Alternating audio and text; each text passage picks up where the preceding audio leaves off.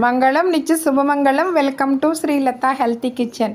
Friends, మీరందరూ ఆరోగ్యంగా ఆనందంగా ఉండాలని కోరుకుంటూ ఒక మంచి హెల్తీ రెసిపీతో మీ ముందుకు వస్తానండి. ప్లస్ ఇంకో అమ్మాయి వచ్చి ఈవేళ నాకు ఒక మెసేజ్ పెట్టిందండి. ఆ అమ్మాయికి ఫైబ్రాయిడ్ ఉందండి. రీసెంట్గా స్కాన్ చేయించుకున్నాను. ఫైబ్రాయిడ్ ఉందన్నారు. 3 months మెడిసిన్ వాడమన్నారు. గచ్చకాయ వాడమంటారా మేడం? నాకు చాలా భయంగా ఉంది అని మెసేజ్ పెట్టిందండి. అమ్మ, ఫస్ట్ ఏ ప్రాబ్లం వచ్చినా ధైర్యంగా ఉండాలి. తగ్గుతుంది, మనకి తగ్గించుకోగలము అని ఒక ధైర్యాన్ని ముందు తెచ్చుకోండి. ఆ తర్వాత మనం మెడిసిన్ అయినా ఏది వేసినా కూడా పనిచేస్తుంది.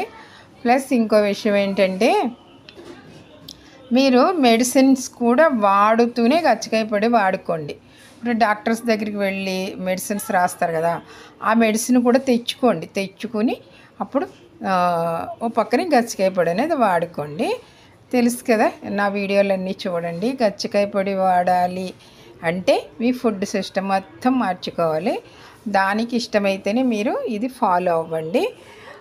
ఏంటంటే గచ్చకాయలు, ఒక గచ్చకాయకి 3 మిరియాలు చొప్పున దంచుకొని పెట్టుకొని మీరు మార్నింగ్ ఒక అర స్పూన్ మజ్జిగలో వేసుకుని తాగాలి. అలాగే ఫుడ్ మొత్తం మార్చుకోవాలి.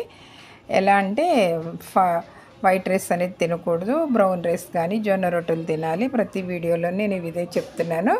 ఎందుకంటే కొత్త వాళ్ళు వస్తారు కాబట్టి వాళ్ళకి తెలియదు కాబట్టి మరలా నేను ఒకసారి రిపీట్ అనేది చేస్తాను. అలాగే పాలు మానేసేయాలి. ఆవు పాలు లాంటివి మీకు స్వచ్ఛంగా దొరికితే తీసుకోండి. ప్యాకెట్ పాలు అయితే తాగకూడదు. ప్లస్ పంచదార అనేది అసలు టచ్ కూడా చేయకూడదు. బెల్లం అనేది రేర్గా వాడుకోవాలి. కాఫీ టీలు అనేది కూడా అస్సలు మొత్తం క్లోజ్ చేసేయాలి. ఫ్రూట్స్ బాగా తినాలి. వెజిటబుల్స్, మొలకలు అవి తినండి. ప్లస్ బ్రౌన్ రైస్ అయితే మీరు తినొచ్చు. ఇదిగోండి, నేను బ్రౌన్ రైస్ కొర్రలు నానబెట్టుకుని వండుకుంటాం మేము. ఆ స్టైల్లో వండుకున్నా ఇంకా బాగుంటుంది. ప్లస్ కూరగాయలన్నీ కూడా వాడుకోండి. ప్లస్ ఇంకొకటి ఏంటంటే, టీలు కాఫీలు తాగొద్దన్నాను కదా, ఇంకొక విషయం కూడా ఉంది. ఎన్వి తినకూడదు, మర్చిపోయాను. ఎన్వి అనేది అసలు టచ్ కూడా చేయొద్దు. అంటే చేపలు, మాంసము, అలాగే గుడ్లు కూడా మానేసేయాలి. కొన్ని రోజులు మానేసేయాలి, స్టాప్ చేయాలి. ఎందుకంటే మీ బాడీలో ఫైబ్రాయిడ్స్ ఉన్నాయి అంటే మన బాడీలో బ్యాక్టీరియా ఉందని అర్థం అనమాట. ఇవన్నీ తినడం వల్ల ఏమవుతుందంటే బయట నుంచి కూడా మనకి బ్యాక్టీరియా అటాక్ అనేది జరిగి మనకి ప్రాబ్లం అనేది తొందరగా క్యూర్ అవ్వదు అనమాట. అందుకే అవన్నీ క్లోజ్ చేయాలి అంటాను. అలాగే బయట నూనెలు కూడా వాడకూడదు. పప్పు నూనె కానీ వేరుశనగ నూనె కానీ మీరు ఆడించుకున్నవి వాడుకోవాలి, లేదా నెయ్యి వాడుకోండి. పచ్చివి అనేది మాత్రం చాలా కంపల్సరీ చేసుకోవాలి దీనికి. అలాగే డేట్స్ టైంలో మళ్ళీ గచ్చకాయ పొడి అనేది వాడకూడదు, మానేసేయాలన్నమాట. మీకు డేట్స్ టైంలో ఫుడ్ కూడా మార్చుకు తినాలి. మామూలుగా ఉన్నప్పుడు ఏంటంటే మీకు నేను బిర్యానీలు అవి చేసుకోండి, ఆవకాయ అవి తినండి అని చెప్తాను. ఎందుకంటే బిర్యానీ పౌడర్స్ అనేవి యాంటీ ఆక్సిడెంట్స్ అనమాట. అవి ఇవ్వటం వల్ల కూడా లోపల ఉన్నటువంటి ఈ ఫైబ్రాయిడ్స్ అనేవి అవి కూడా తగ్గుతాయి అన్నమాట. గెడ్డలు లాంటివి, పొరలు, ఒకసారి గర్భవాపులు కూడా తగ్గుతూ ఉంటాయి. అందుకని నేను అవి వాడమని చెప్తాను అనమాట. అయితే డేట్స్ టైంలో మొత్తం క్లోజ్ చేసేయాలి. ఇటు గచ్చకాయ పొడి క్లోజ్ చేసేయాలి, అటు ఫుడ్, కారం ఫుడ్, మసాలా ఫుడ్లు అవి కూడా ఆపేసేయాలన్నమాట. ఇంకో విషయం ఏంటంటే, బయట ఫుడ్ అనేది అసలు టచ్ కూడా చేయకూడదండి. బయట నుంచి బేకరీ ఫుడ్ కానీ లేకపోతే బిర్యానీలు కానీ అస్సలు తినడానికి లేదు.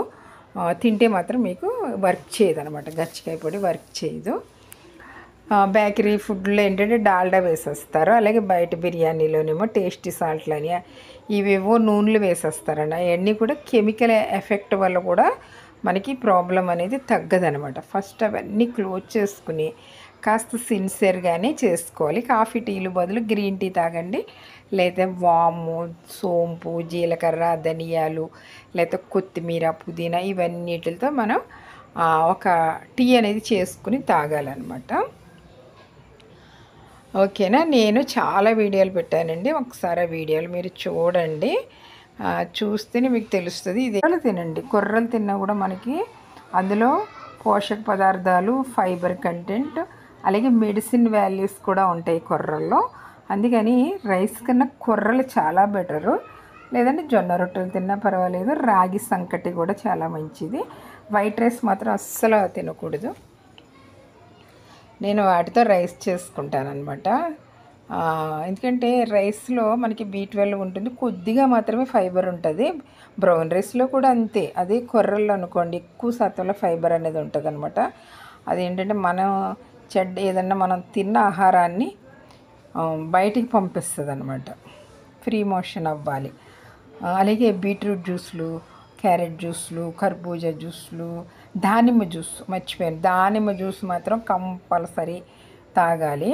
ఎందుకంటే దానిమ్మలో క్యాన్సర్ కణాలు తగ్గించే గుణాలు ఎక్కువగా ఉంటాయి. అవి మీ ప్రాబ్లమ్ని తొందరగా తగ్గించేస్తుంది. అలాగే గోంగూర కూడా తినండి. గోంగూర వాటర్ టీ పెట్టుకు తాగండి. గోంగూర ఆకులు తెచ్చుకుని టీ కాసుకుని తాగటం వల్ల కూడా మనకి గర్భాశయ వ్యాధులు అనేవి తొందరగా తగ్గుతాయి అనేసి కాదరవల్లి గారు వీడియోల్లో కూడా చెప్తూ ఉంటారు.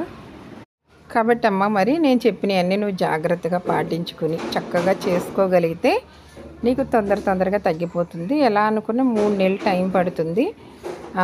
చెప్పాను కదా, పాలు అస్సలు తాగకూడదు, సోయాబీన్ తినకూడదు, వైట్ రైస్, షుగరు, బయట ఆయిల్, బయట ఫుడ్లు ఇవేమీ తినకూడదు. నా వీడియోలు చాలా ఉన్నాయి, ఒకసారి చూడండి. చూస్తేనే మీకు బాగా అర్థమవుతుంది అనమాట.